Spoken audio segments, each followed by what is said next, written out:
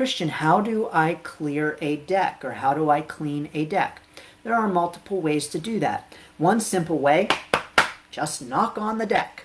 Another way is to take crystals, clear the deck with crystals. Another way is to lay your deck out in the full moon for the moonlight. Another way, if you're a Reiki practitioner, send Reiki to the deck. There are lots of ways to do that. Do that in the way that feels right to and resonates with you, because there's no one right way to do it. The important thing is just setting the intention to clear the deck. And we know that intention is powerful. We know that ritual is powerful. So just creating some kind of ritual to clear your deck, boom, that's all you need. You may not even need to do that depending on what feels right to you. And you may need to do that more or less as it feels right to you. So for instance, people are often surprised. They'll ask me questions like, how often do you clear your deck? I talk about this in the Unlock Your Card Magic program. I talk about cleaning and clearing decks, and I talk about my own experience with it. But people are often surprised at how infrequently I clean and clear my decks. How infrequently I will energetically clean them. And when I say clean, I don't mean like running them underwater. Not a good idea for the decks, depending upon the deck. I don't know. There must be a deck out there somewhere that you can use underwater. And if not, maybe you might want to create a deck that you can use underwater. But when it comes to clearing the deck energetically, that's something that we all can feel out for ourselves and do as it feels right to ourselves. So I encourage doing what feels right to you, but people are often surprised whenever I reveal that I actually don't really clear my decks very much at all.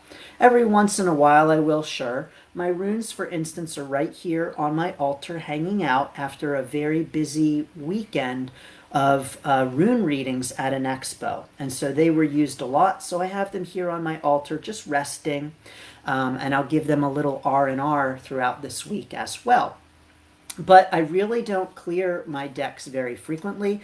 I don't feel the need to. And it's all about what you feel the need to do and what feels right to you. And I don't feel the need to clear them.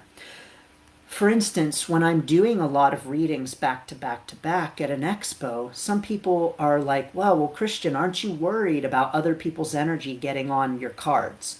No, I'm not. First of all, I don't allow other people to touch my cards. And when I say I don't allow, it's not like I'm like, hands off, don't touch my cards. Or if someone reaches for a card, I'm like, don't touch that. That's not it at all. When I am shuffling cards, pulling cards, I do it. I don't hand the deck over for someone else to do it, which is something that some card readers do. There's nothing wrong with that. But I do all the shuffling. I do all the pulling. Actually, as many of you know, the cards just fly out when I shuffle. And so I trust that what is coming out is the right card to come out.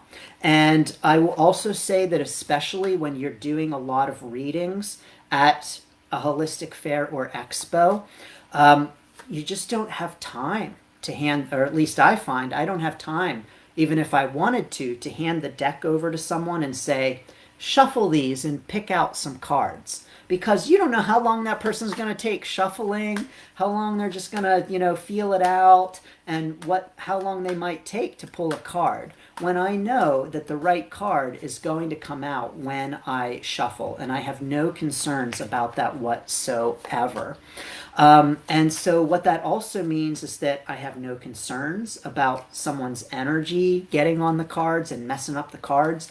But even if I did that, I still wouldn't be concerned, because my energy, my funk is all over all my cards. And I am so not worried about someone else's energy messing anything up. Because indeed, my card reading magic is unlocked. And remember, the magic isn't in the cards. And so if someone's getting their hands all over my cards and, oh no, it's going to mess up the reading. No, it won't, because the power of the reading isn't here. It's here.